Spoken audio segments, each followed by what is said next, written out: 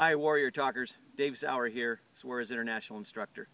And this short video clip is going to be about double action revolver trigger management. This is a response to a thread recently about stacking the trigger and the proper way to manage the double action trigger. So I'm just going to go over some of the things that I've learned, and hopefully it'll be helpful for you. And to help me out here, we're going to be using my 30-year-old Model 36 5-shot Smith & Wesson Chief revolver that I've bobbed the hammer on. I've installed a Tyler T-grip. Come on in, zoom in here, Whit. And I have polished the serrations or grooves out of the trigger to make it smoother. Okay.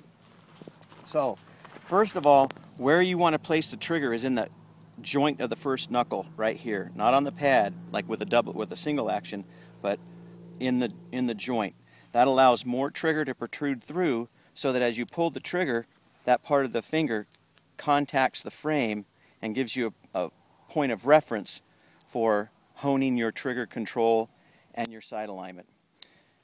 Now, this concept of stacking the trigger, there's two ways that have been discussed. One is where you take out 3/4 of the press and actually stop the rearward travel of the hammer at that point, line up your sights, get everything perfect, and then press off that final bit of press when everything's the way that you like it. And if you have learned to manage the trigger that way, it works for you, great. But what I've found is that it can lead to anticipation, somewhat akin to applying a certain amount of poundage on a single action and lining everything up, and then finishing off the final press.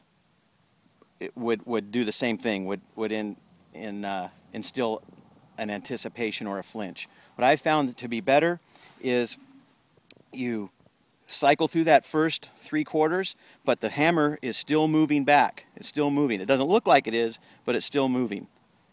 Boom, there it goes. Still moving. Still moving. Take out that first 3/4, it's still moving. And you can do the exact same thing, only faster. It's the same concept, just sped up. If you were closer to the target and you wanted to get those shots off faster, you could just cycle through, but the concept is the same. But slowed down, we take out most of the hammer travel, the trigger travel, but the hammer is actually still moving. You can't see it, but I can feel it.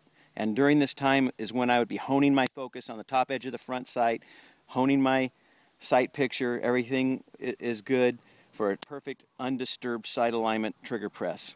Okay? That's the way that we want to do. You'll see how it takes out it.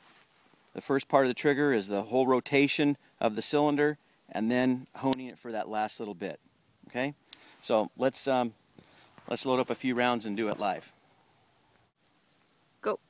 Okay, we're loaded up with 5 rounds of semi-wad cutter 38 rounds, and we've got a target, steel target, that's down there at about 65 yards, thereabouts.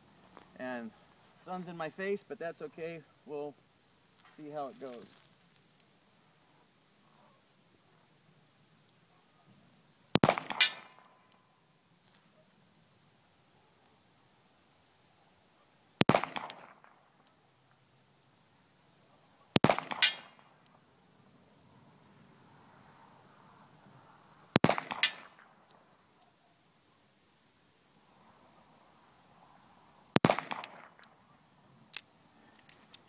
Well, 3 out of 5 hits on a partially visible steel silhouette at 65 yards. It's kind of turned oblique, but still, that's what's possible with little bitty sighted Model 36 when you use proper trigger management. So try that out, see how it works, let me know.